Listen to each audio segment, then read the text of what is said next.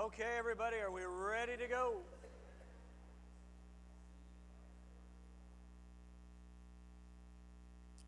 And Pastor Steve, I'm going to let you get coffee, and then I'm going to ask you to share your story in a second. I had lunch across the table from him, and there's a great Ritz Carlton story. And I'll ask Jane to give him the mic here in a second. Here's what I'd like to do for this last 90 minutes or so. I want to talk about hello and goodbye a little bit more. I'm going to share with you what is it, Bill, in summary, that kind of short circuits people as our customer, as our stakeholder. But what I want to do before I do any of that is to find out what, like a leaky little faucet, I'm hoping things didn't drip away over lunch. I actually hope you retained it and actually had some constructive conversation. So here's how I'd like to start. We're going to end this way, too, in a little bit. What is it that is resonating with you so far? In other words, Bill, one of the things that I've gotten out of the morning was that epiphany for me was what? And this is an opportunity for you to get your notes out and look at those again. That's why I reinforced this table talk with notes. What actually hit you right between the eyes? One of those eye-opening things. Go. This side of the room had to speak first. Yes, that's, of course, the big takeaway is... I would like that acknowledged. So dinner, we should actually receive an extra fine meal. Yeah, exactly. Okay, anyway. First of all, their speaking first has just exceeded my expectations. There you go. Right? Because I didn't expect this.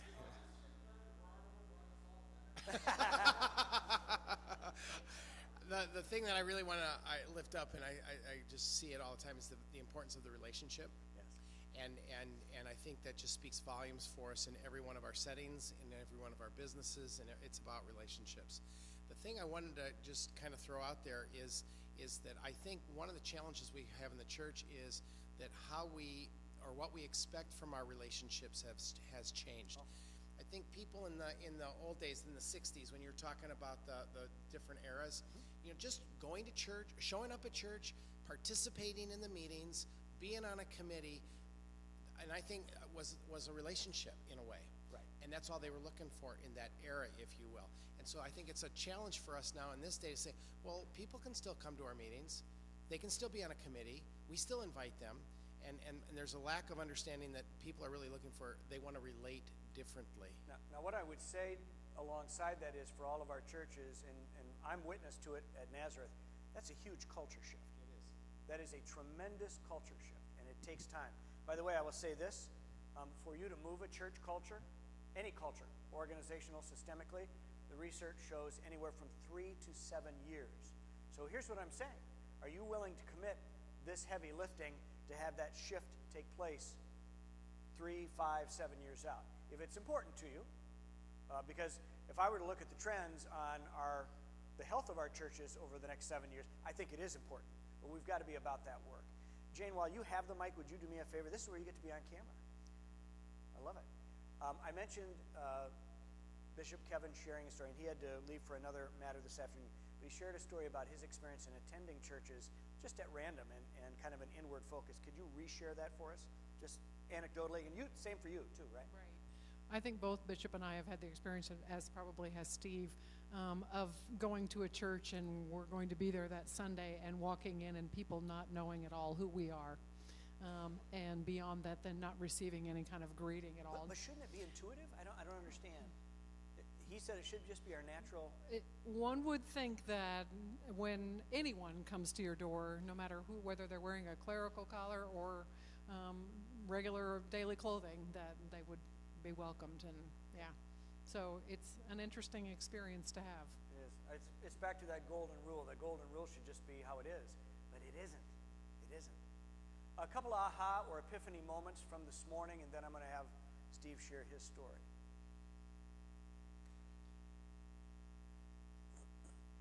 One of the things that got me this morning, Bill, was blank. What?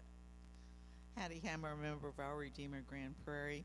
I think what hit me was your comment about it takes 12 to 1 contacts to ratio in order to overcome a negative feeling that someone has. And that, having an experience at our congregation where someone felt they were treated negatively, and trying to do that, and having done it several times and not seeing a change, your 12 to 1 made me guess I need to keep going.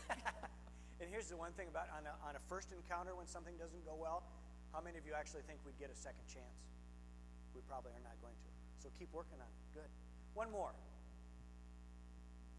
Well, we can go. We can do two. That's fine. Go ahead. Remember to tell us who you are and what parish you're from. Hi, Suzanne Hatirius Fusero. I'm with the Lutheran Foundation of the Southwest and Christ the King Lutheran Church, Haltom City. One of the things that struck me as you were talking about Ritz Carlton and Four Seasons is you tend to expect more from those hotels. You're paying for service and you expect good service.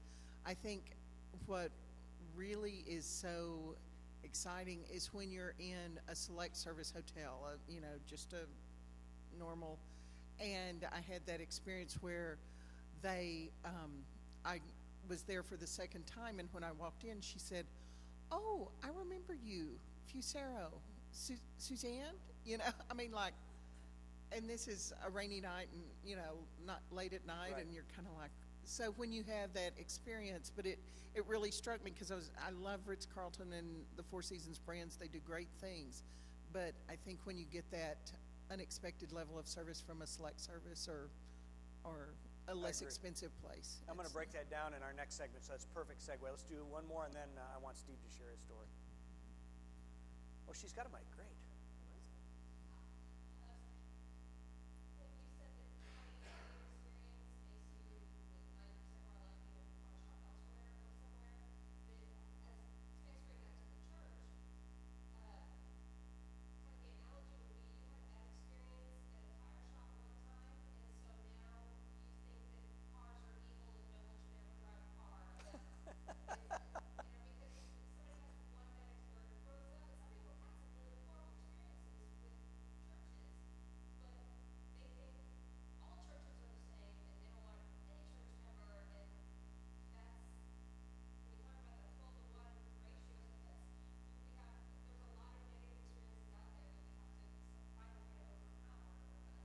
Yep, good.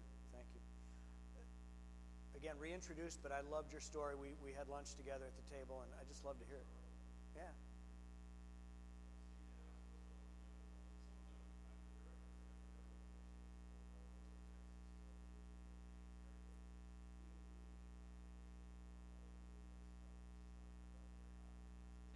Switch them. There we go. That might be better. Okay. What you talked about in relationship to the Ritz Carlton, and we are ladies and gentlemen serving ladies and gentlemen, I have in the past in some of my trainings used the example of Stephen Covey's experience at a Ritz Carlton. And he was scheduled to do a presentation, a seminar at a Ritz Carlton, and he stayed there, but he got there late in the evening. It was like 10:30 at night. And as he's checking in, he's asking the person at the desk if the kitchen is still open, dining room. And they say, no, we close the dining room at 9 or 9:30, but I can get you a sandwich. And he said something about, well, I haven't eaten. And they said, I'll be happy to go to the kitchen and make you a sandwich, which they did, brought it to his room, no charge. At the same time, he asked about when does the swimming pool open? And the answer was, well, the swimming pool opens around 7 a.m. Why? What would be helpful for you, Mr. Covey, was the question. And he said, well, I like to get up early, around 5:30, and get my exercise in by swimming. And they said, we will make sure that the pool is open for you when you need to have it open. So they did that. So the next day comes, and this is all about hospitality. And in the process of doing his presentation, he's in a room where there's windows, and he can see a maintenance man on a ladder cleaning windows outside. And at the same time, there's an older person struggling across the parking lot with a suitcase. And without any encouragement, the maintenance man comes down off the ladder, walks across the parking lot, takes the suitcase, and helps that person into the hotel. And what Stephen Covey began to learn is, because he stayed there intentionally, not knowing what he was going to find, the next time he was scheduled to do a seminar somewhere, he drove by a Ritz Carlton and on the spur of the moment did a U-turn and went back and asked if they had a room. And he discovered this, we are ladies and gentlemen serving ladies and gentlemen, and he began to ask more questions. And the more questions he asked, the more he learned that not only do they have a purpose statement that's defined this way, ladies and gentlemen serving ladies and gentlemen, but each single department, the desk people, housekeeping, the kitchen, everybody has their own personal purpose statement for their department as well, that's modeled on the purpose statement for the whole hotel. Now, he wanted to test this, so he began to intentionally book rooms for himself at Ritz Carlton's. About the third time he stayed at a Ritz Carlton, you know, that little thing in the ear and the little microphone in the lapel? About the third time he stayed at a Ritz Carlton the next time, when he checked in, they said, "Oh, and Mr. Covey, we have something for you." And they brought out all of these purpose statements for the hotel and for each of the departments and said, "We understand you're learning more about who we are. We want you to have these so you can take a look at them." So he learned from that experience. Their experience in terms of hospitality, in other words, goes deep. It goes way down. Good, thank you. Here's what go ahead. We got one over here. Just one of the comments simply causes me to wonder if we will be able to get your printout, because I wasn't able to write fast enough to get it all down. Yes, and you will be able to. I'm actually going to exceed your expectation and make sure it's in color. My observation, I'm fascinated by that because I spent just short of a week with them to get to see those trainings. And Stephen Covey, for those of you that may not remember, just passed in the last 18 months or so, and his son is continuing his work. Something to write in your notes that I don't have built in about that culture, which made me trigger it to ask you to share it. In your notes, the Ritz Carlton does something. They have a standard by which they describe as knowledge is the point of responsibility. Knowledge is the point of responsibility. And the best thing I can do for you folks is to have your eyes up here and let me model it for you. What the maintenance worker was doing as he was observing a guest struggling is, if I knew, eyes up here, if I knew the pen did not belong in the middle of the floor. Now, some of us have had other careers, other jobs where we might say, well, I'm busy, I'm talking, I'm on my cellular device, I'm doing something else. I see the pen in the middle of the floor. But because I have maintenance people, because I have someone who it's their job to pick up the pen, I'm not going to do that.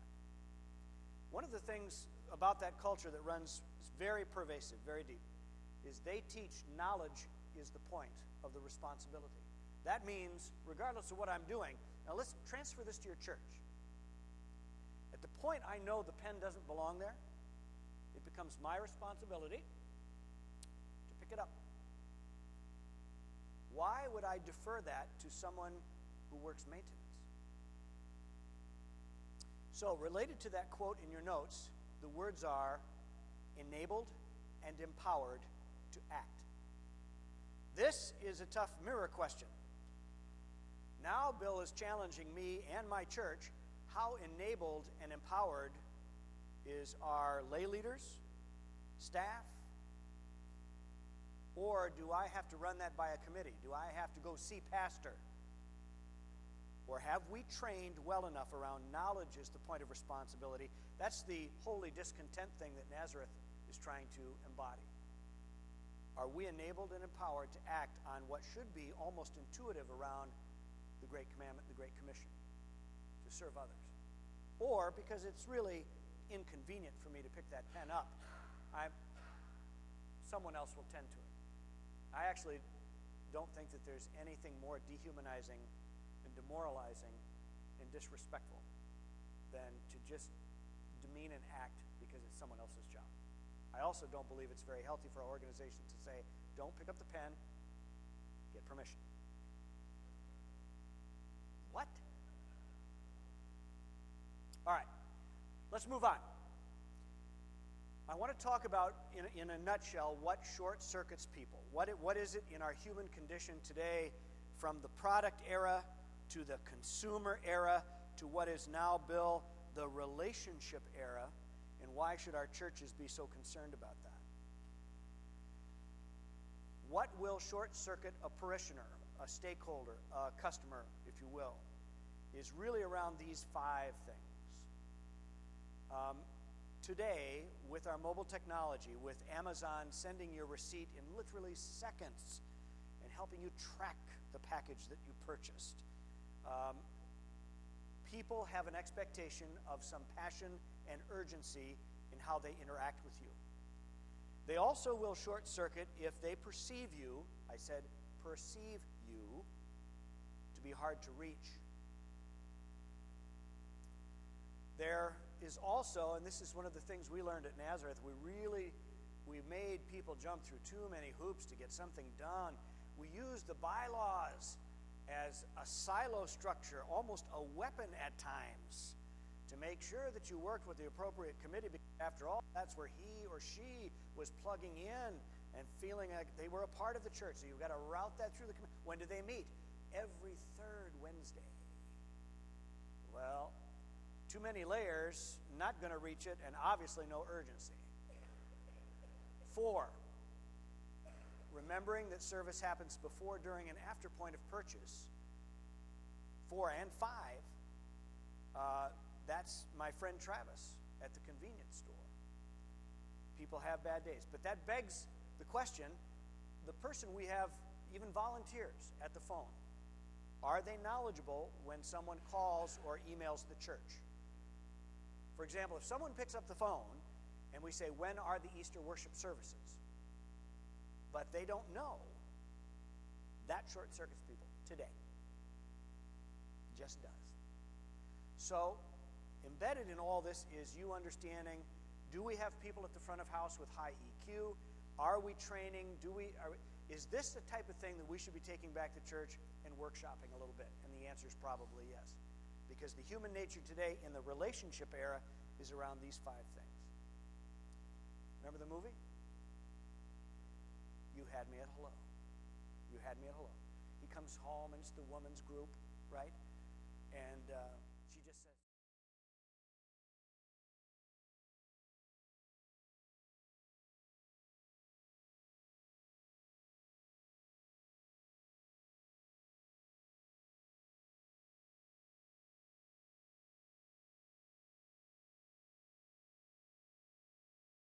that are they're just wrong.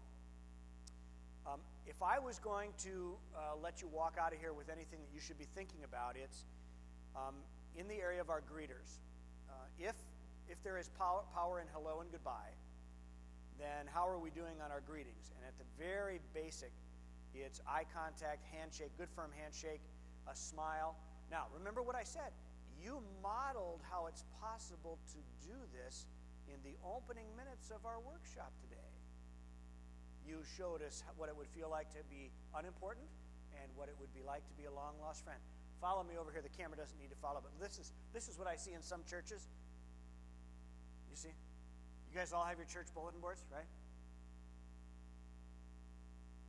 You got people greeting, but they're just looking at the announcements and the emergency procedures. This is the extent of warm and welcoming in some churches. Oh, look. Briarwood Retreat Center. There's Gene Oswald's card. Folks, people at the front of the house should have high EQ.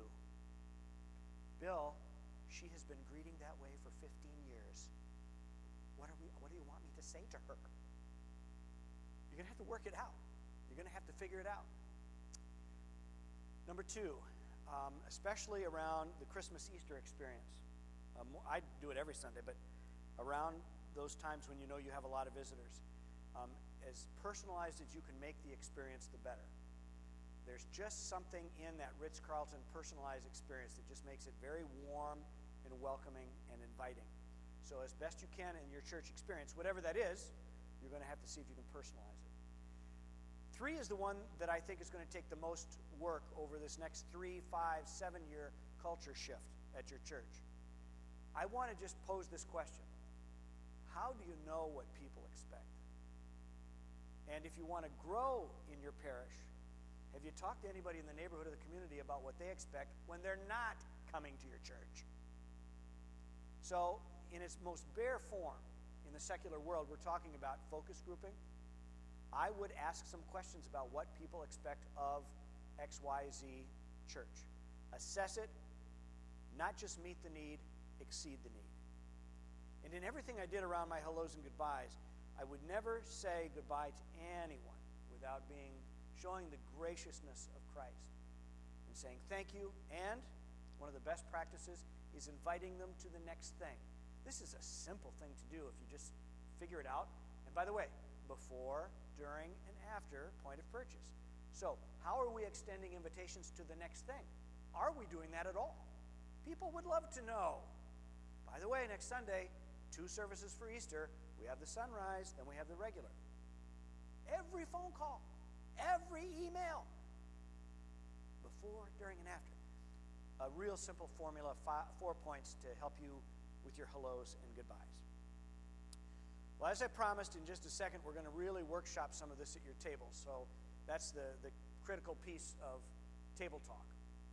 But I want to just take apart some of the myths around better church relations, improved church relations. Number 1, we need to train up and empower people to act with a sense of urgency. That is a huge culture shift for many people. So number 1, these are the 6 critical QCS areas. Number 1, more welcoming, more inviting, focused on our hellos and goodbyes. 2, I probably need to go back to church and get a group around this. We need to figure out what it is people expect of our current condition, because you don't want to lose worshipers. You don't want to lose members. But we got to figure this out. And then if we're going to grow, and I think it is possible to grow, at least Nazareth grew, so I know it's statistically possible. I mean, I could hit the next church with a rock in the Cedar Falls Waterloo Metro. We have some Waterloo intersections where there's 4 churches, 1 on each corner. 3, are my volunteers, however few, however many, grace?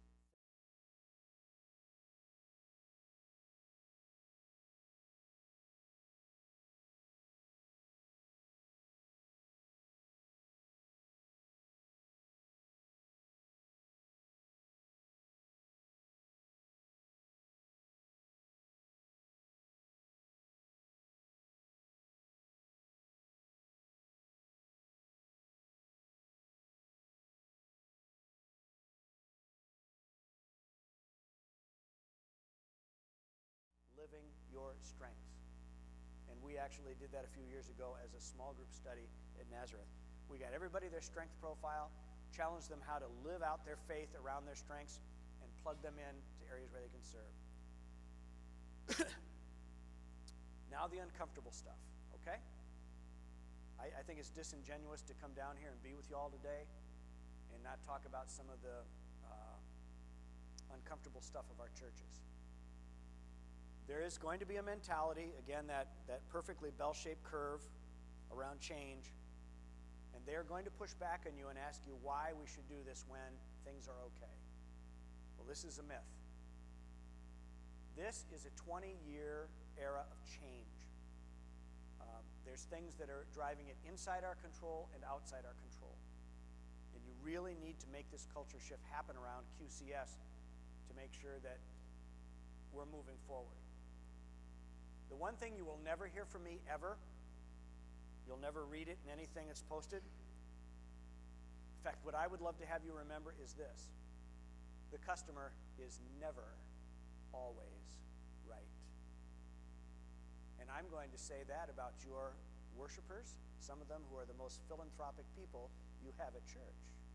They are never always right. That's a myth. I don't teach it. I don't preach it. I need you to get your arms around it. You've got to focus, as Stephen Covey would say, on win-win solutions. If you cannot find a win-win, walk away. And the last one is probably the hardest. There's a myth out there that sometimes we would focus too much energy on ministering to the most needy. At least not doing that too much. Bill, you're talking about accommodating, and a lot of accommodations at church, and all of a sudden you got the ugly underbelly of who we are as a church, and we're getting some needy people, and this is taking so much time and talent, and I think that's a myth. this is what our Lord refers to as the least of these. And I think we need to be ministering to these people, engaging them, and growing our churches in ways that we may not fully understand yet. And you just got to pray through that and let the Spirit move through it. We're really enjoying this. It is awkward. It is rough around the edges. We've got, I think, three group homes of residents attending our 11:10 service on Sundays. And all of these group home adults need to come in with some assistance. And, it's just clunky. And, of course, these physically and mentally challenged adults, God bless them, they want to sit up front. And we have, you'll love this, we have some that like to bring their own musical instruments. Now, in the more traditional Stoic ELCA church at the corner of University and Main, we had some awkward looks. And then when one of the group home residents likes to get out, wait for it, his bongo drums, because he brings them under his arm, and he wants to play along with the worship band. I get emotional thinking about it because that is the church. Not this neatly wrapped up, tight little package that we've somehow, through our religiosity, created. So Nazareth at 11:10 is welcoming, affirming, and inviting of these group homes around the Cedar Valley that bring van loads of residents up front. My wife and my daughter, they're more wired for it than I am, because you focus on your strengths. They just go up and love all over these people. They exchange photographs, crafts, but I still, out of the corner of my eye, when you do that, let's stand and greet someone around you. People won't enter that section. And it's always puzzled me. That's the church. And even inside our walls, we won't even get close to QCS. Because it is messy, and it's uncomfortable, and it's rough around the edges. That's why it takes 3, 5, 7 years to turn this. It's time for you to get to work at your tables. This is the best of table talk. So if you wish to move around, or you wanted to, for example, if you have 2 or 3 people here from your church and you wanted to get with them in some kind of a small group around the room, I invite you to do that. But I'm actually going to turn my mic off, walk around, engage you in conversation, just listen. But I've got 2 questions that I want you to process, and I'll leave these on the screen. Here we go. Number 1, what do you think members or guests' expectations are of the churches in this mission area? And I need you to be specific. I want you to, here's what I think people expect of us in this mission. And related to that, number 1, I'd like you to talk about what it would take to take it to the next level. What are some ideas, some things we could think about to take it to the next level? 2 is specifically related to that. Best practice ideas that come to mind. These are ideas based on our day today. I think we could grow this. And this may mean you pulling Jane aside and saying, Jane, I know we've got another table talk coming up in whenever it's going to be, August maybe. I don't even know what it is. But I think we might try ABC. Or have we ever thought about doing XYZ? What are those things we should sow? What are those strategic initiatives that are coming up in a timeline for your church that might matter? And this is not a SWOT analysis for those of you that know business. I love this question. What should we stop doing? What should we keep doing? And doggone it, everybody, what do we need to start? And if Bill is saying this is hard, sometimes ugly work, it is the work of the church, and it's going to take time, how will we get started? Because the last thing I want, prayerfully, the last thing I want is to be down here with you all today, to get on a plane in a couple hours and know that absolutely nothing happened. But this is on you. This is on your Lord and Savior. This is on the people you minister to. And I'd like you to roll up your sleeves, open up your hearts and minds, and get after this a little bit. And you may sit wherever you want, work with whatever group you want, but I'm going to give you a considerable amount of time to do it. Everybody understand the assignment? Are we good? Let's get after it. Everybody, get to work. Thank you.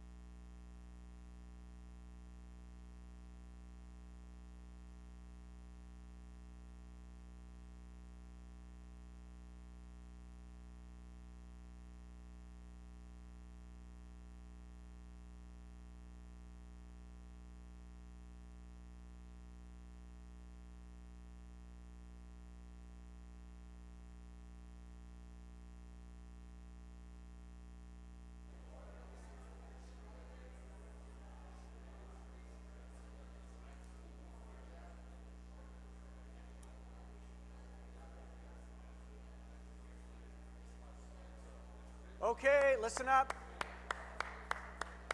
Let me have your attention real quick, real quick. I will let you go back to this conversation, but I want to put you on the clock. Tables, I want you to find consensus around a good idea. And the tables will have to report that back to the large group. So I'm going to give you about 10 more minutes to wrap up what you're on, and this is where you'll end. You'll say, Bill, our table, one of the good ideas that we heard around our table was to maybe try this, or think about this, or do this. Do you understand? Every group is going to have to report one, and we'll convene you here in about 10 minutes. Continue.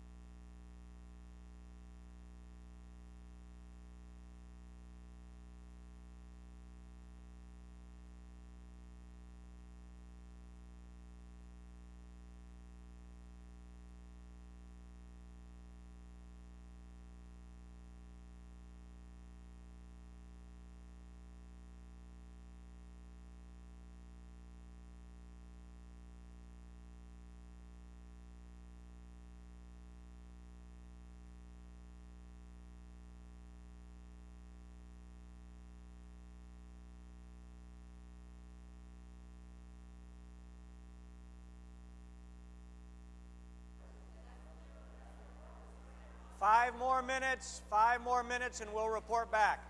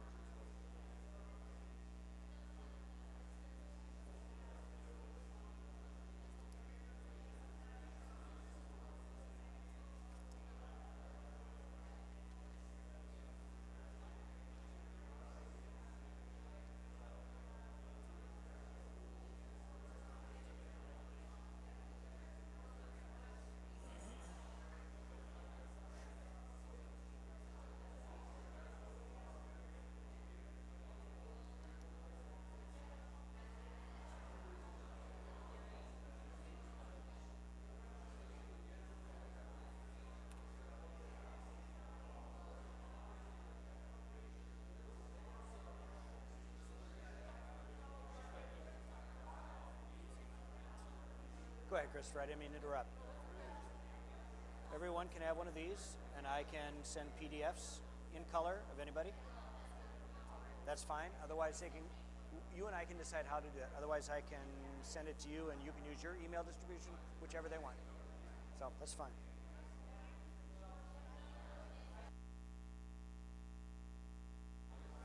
Okay.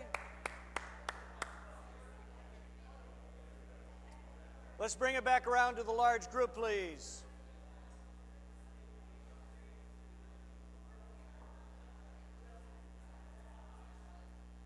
All right, it is time for you to report back. And it can just be simply one of the ideas. It can be in this stop, keep, start category. It can be something that was an epiphany on what we might need to do as far as getting that situation analysis or that needs assessment done. But I'd like someone from your table or group to be as specific as possible. The other thing, it may have come up in your discussion, Bill, we heard about church XYZ down the road, and they're doing some really innovative things. We might want to benchmark them and see what they're doing around this area. So it doesn't matter to me how you frame this up. I actually like to have a little fun with it, and I tend to refer to it as Curly's Law. If you guys, there'll be some young guys in the back here that may not have seen City Slickers yet. Yes? All right. It's one of my favorite films. It's about some urban cowboys that go out on this retreat because they're tired and marriages are not going well, businesses, the ad agency is not going well. They're out on the plains, rounding up the cattle on this drive, and of course the famous actor Jack Palance is the guy who's taking him out. And Billy Crystal's character says, I'm trying to figure out what the secret is. The Secret to Life, to my marriage, to my work. I'm just trying to figure it out. And Jack Palance, who plays the cowboy named Curly, says, all you have to do is remember and figure out the one thing. And he goes, well, that's why I'm a city slicker. That's why I'm on retreat. What's the one thing? That's what you have to figure out. And that is what you have to figure out. So, let's talk about what might be an idea that we can process. Who's got one at the table? Bill, one of the things we landed on was this. Let's go. Jane's going to get the mic around to you. Come on, make use of our time. Let's go. Remember to tell us who, for the people watching on the internet, make sure you say who you are and where you're from. Virginia Worley, Christ Lutheran, and we've got a laundry list. Because there were 3 of us here. Good. Oh yeah, we're Dallas, I'm sorry. Certainly we need to do visitor parking. We've never done that. And make it easy. And we need to move our greeters because we have a long walkway to come into our sanctuary, and to move the greeters out in that area. And then to have the greeters probably more verbal, more friendly, especially with the guests. Do you need a nursery? If somebody's on a walker, there aren't any if they need to use the bathroom, the handicap, and all of that user-friendly stuff. Pew cards, we have talked about this from time to time, but putting pew cards in and then putting an announcement in the bulletin where some people are shy about asking for help or asking for prayers, and this is a way to reach out, especially for visitors.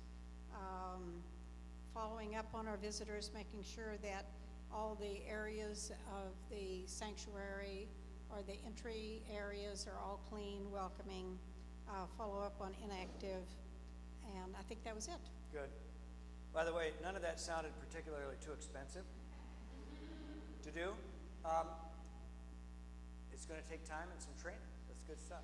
By the way, listening to her reminded me of something we've tried now. I didn't pay attention to it. I wasn't on any of the planning for it, but you know how some churches are going to electronic fund transfer, electronic deposit of their giving, time, talent, gifts. We actually, for the people that do that, we actually now have a card in the pew that lets people still put something in the plate that says we give electronically. So that people, it's just a weird little meet people where they're at type of thing. Get after that list. I love that list. Good. Let's go. Somebody else. Some good ideas. What's your one thing, Curly? We have 3 things. I'm Becky Mishu from Resurrection Church, and we talked about a welcoming fellowship. So it kind of combines the hi, how are you, I'm so-and-so, what is your name, with the fellowship, and make sure that they stay for that fellowship. I think barricading the doors probably would be a bit much. What?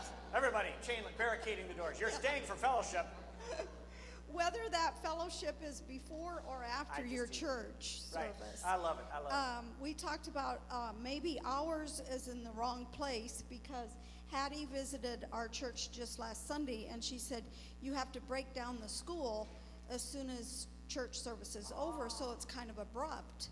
So we need to be better about advertising to people that we have fellowship before, because that's what's happening at our church. We set out the food and the coffee, and it's becoming before, during, and after. So we have some people on that chart that are on the right-hand side that say, there's people eating during church. So that, and also a pastor here mentioned to us, and this is such a good idea, please don't sit in the same place all the time. And it kind of breaks up the cliques. Yep. So, is that everything? Good. Okay. Outstanding. Good. By the way, it reminds me of a little church up in northeast Iowa that shared with me the other day, actually a couple weeks ago, that they have coffee hour. They were very proud that they had coffee hour. The problem is they'd noticed that the coffee hour attendance had been declining. I said, where is the coffee hour? And they said, well, it's down in our basement kitchen. It's an older church. It is an older church. And nobody can get down to have coffee. Can you imagine the epiphany? It's like, so we should have coffee and beverages up like by the narthex or something? Yes. Actually, I forgot one point. Hattie said that they probably need to move their coffee to the narthex because it's down the hall. Exactly. Good. Keep going. A couple more. Let's go. Passion and urgency. Passion and urgency. John Foster at Shepherd of Life in Arlington, and one of the things that came up in our conversation was the need to acknowledge where we are in our congregation, because sometimes there are chapters or seasons when we're all exhausted or in a survival mode or have just gone through a crisis, and to cut ourselves a little slack and say, okay, there is an ebb and flow, and this is maybe a time when we need to heal or get strong again. And that insight was helpful. And then to realize that a lot of the things that seem to be drawing large groups of people to churches, not to feel the pressure to do those things if it feels gimmicky or not authentic or true to who we really are, and to let go of that sort of pressure, and to realize that you will never invite someone to a place that you yourself aren't feeling really good about. And so there has to be a lot of natural joy and love taking place there to build on in the first place. Organic. Has to be organic. Excellent. Wow.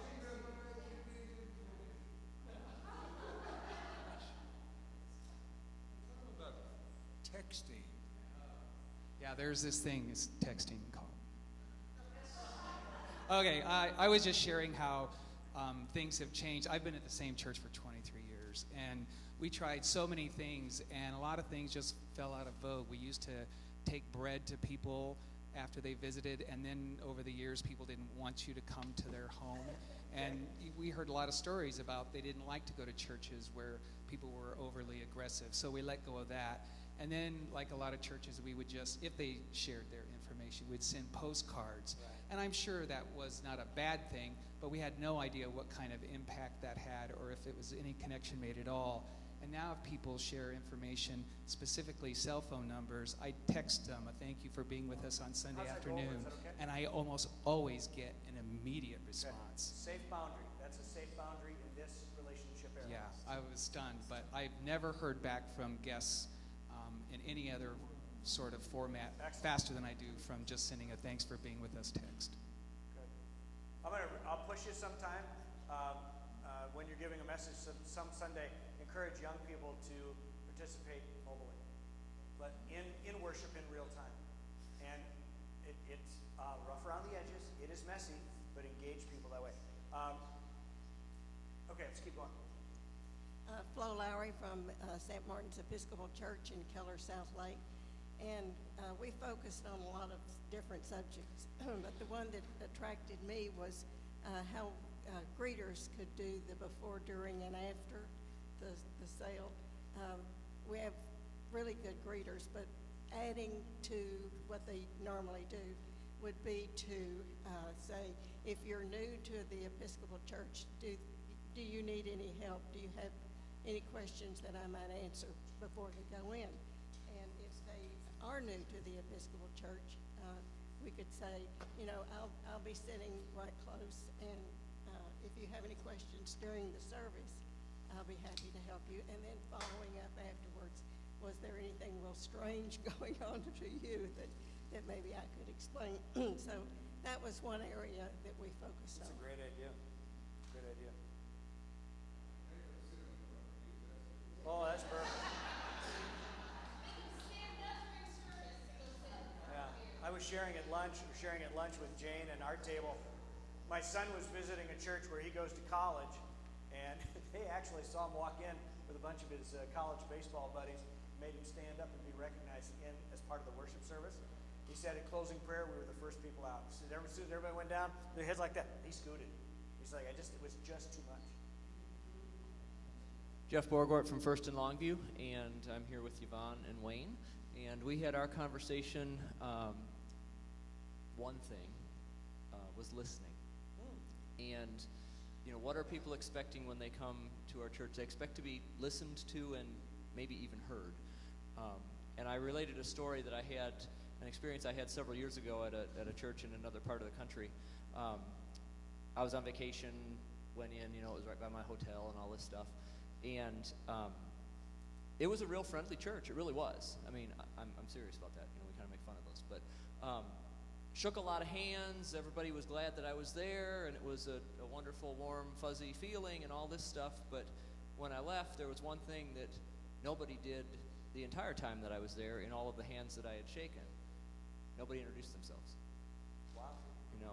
And the perception was, about halfway through this, it became an experiment, because then I made sure that I didn't say who I was either, and just to see if anybody would. I was really curious. But I just thought about that, and I thought, okay, I'm a pastor. I don't care. I just came to worship, But the truth of the matter is, if I was in that community and I was coming into worship, I would have wanted somebody to at least say, "Hi, I'm Jeff. How are you today?" Or whatever.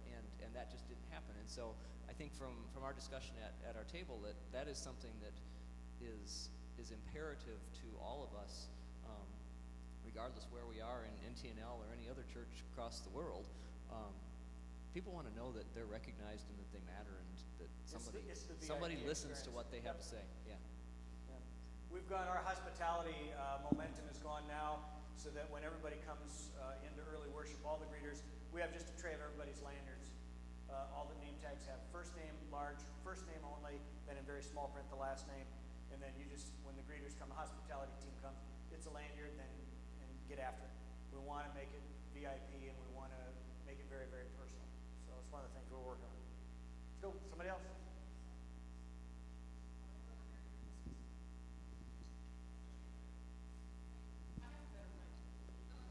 I turned this one on. I guess it helps when you turn it on. All the folks watching on the internet are going, was that the Lord or was it Christopher? I don't even know what that was. Sometimes it's hard to tell the difference, Hard to just. tell. Now I'm trying to organize all the thoughts I had while other people were talking. Well, one thing that made me feel really welcome at my mom's church, now that I have a 3-year-old, I don't think they did this when I was back there. They have cards in the pews that say, it's a cute little graphic of lots of little children, says, "We love children," and I actually stole one of the cards to see if we can start doing that at my church.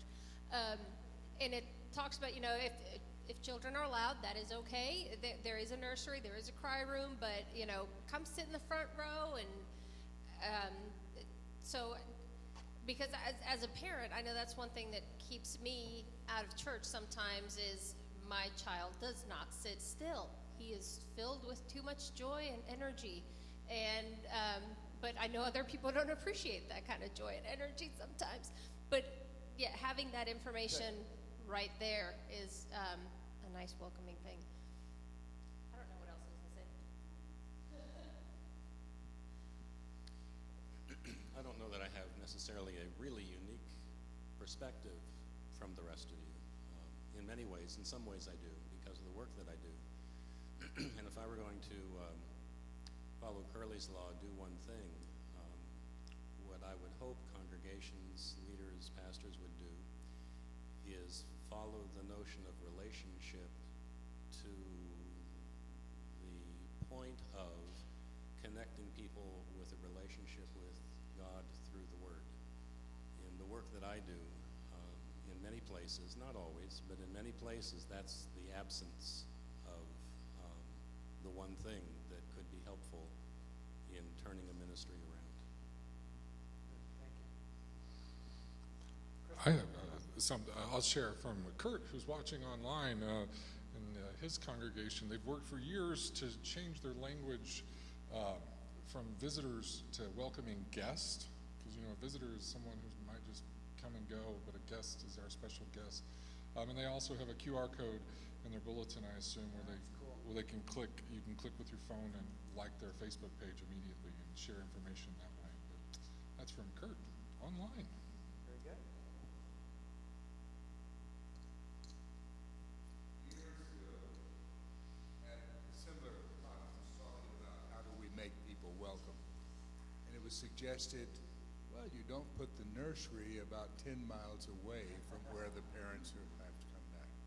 And I found that's true. Frequently the nursery is at the wrong end of the building to make people welcome. We didn't discuss that. Let me me say one other thing about the other end of that demographic spectrum, because sometimes when I work with groups, they'll say, well, Bill, all of this change, this culture shift and those new things, sometimes that's going to come at the expense of a much older congregation and the folks that have been through a lot with us. And they're, as my mom and dad would say, my dad turned 80, he would say, you know what? And he uses, as part of his generation, he uses a personal pronoun. He'll say, that's my church. That's your mother's and my church. And it just, I can't change him or his vernacular, so I don't. But one of the things I want you to know about Nazareth, when we looked at facilities, instead of making so many dramatic changes that might seem foreign or alienating to those that we might think are laggards around change, we actually started thinking about things that would make them feel more welcome, more invited, and more engaged in at least that first service. So one of the things we're looking at strategically is a drive-through with an awning where those that are older, walkers, wheelchairs, any kind of disability, can get out within feet of the narthex to get into the worship center, versus taking blue parking lots and having nobody help them. So we're actually going the opposite way and trying to help better engage all these generations at one time. We got time for one more, then I have a couple of things that I want to challenge you to read on your own. One more. Something from Curley's Law. Let's go. Related a little bit, but insider language, what language we use in worship. For example, at our church, we have this unique form that's called the Communion of Saints sheet that nobody knows what to do with except if you've been there about 10,000 years, and we're only a 40-year-old congregation. So creating something else, what we want to do with that card actually is connect with the people who are there, and for example, rephrasing that to be a connection card and collecting the information we hope to get from there. Cool. Good. Good. All right. You guys did great. In fact, I'm honored by your work. But I want to challenge you a little bit around some reading. Remember where we started, the nuance between secular and non-secular. So I'm going to get you outside. I would love to have you read the very first book I recommended to you, Christianity After Religion. So I'd put that down.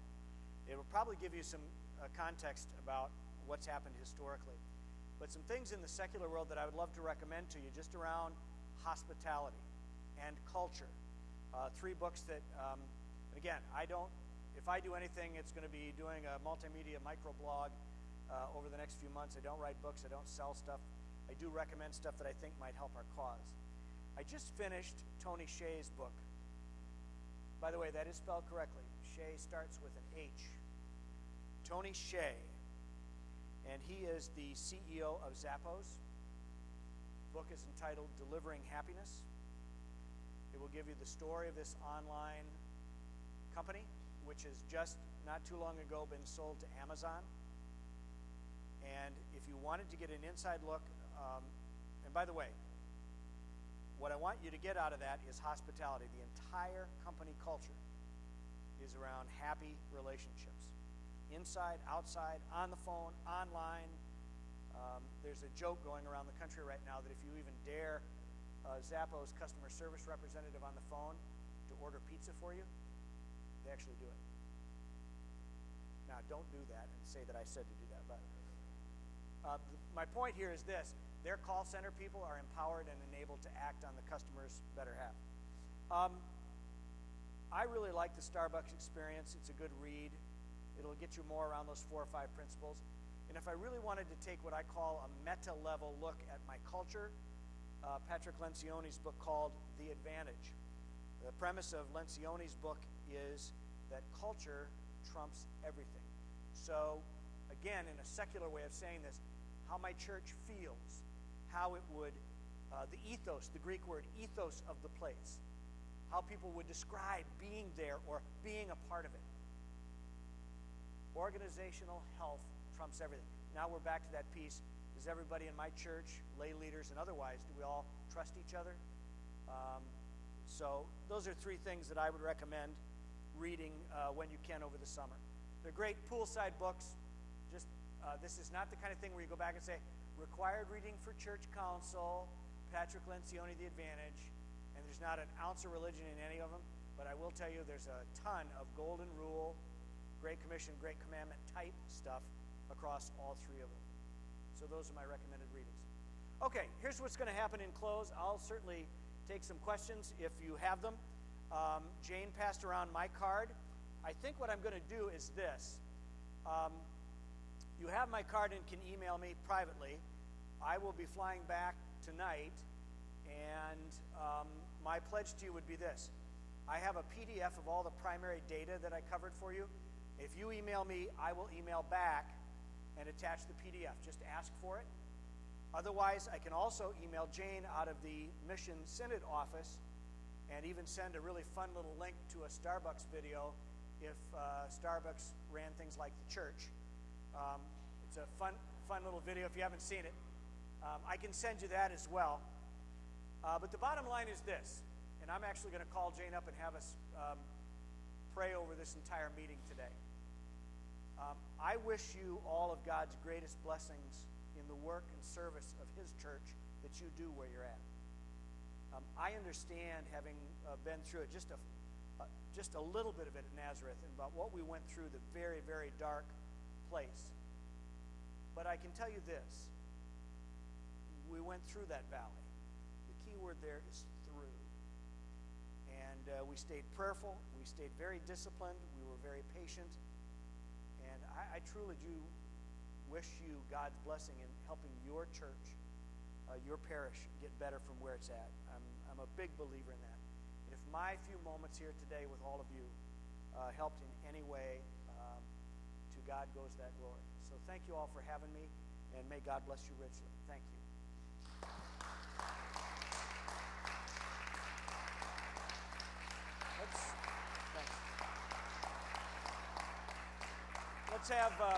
Let's have Jane come up on mic and pray over this, and hope that it blesses everybody. Certainly, I want to join the rest of the group in saying thank you. It has been a wonderful delight to have you with us today. So let us pray. Good and gracious God, what an abundant day this has been, full of so many blessings and wonderful conversations and moments of learning and perhaps even re-engaging with things that we know, and yet thinking about them again in new and different ways. If today is to be a blessing for us in any way, may it be not just this time that we have spent together and the wonderful, rich conversation we have shared with each other today, but that it will bless us as we take what we have learned and experienced here and take it back to our congregations, to our communities, to those that we will be meeting in the days and weeks and months ahead as we walk our journey. That it will help us to be better hosts, better living illustrations of your grace for all those that we encounter, not only for ourselves, but that we can equip those who are parts of our congregation to also more fully exemplify your grace and your welcome to all that we meet, wherever that may be. So bless us as we go our way. May our travels be safe, especially, I pray, safe travel and timely flights for Bill as he returns home to his family this evening. But for all of us as we drive across the Metroplex, may we be blessed and kept in your safety in those journeys, and may we be enriched and empowered by what we have learned today. In Jesus' name, amen.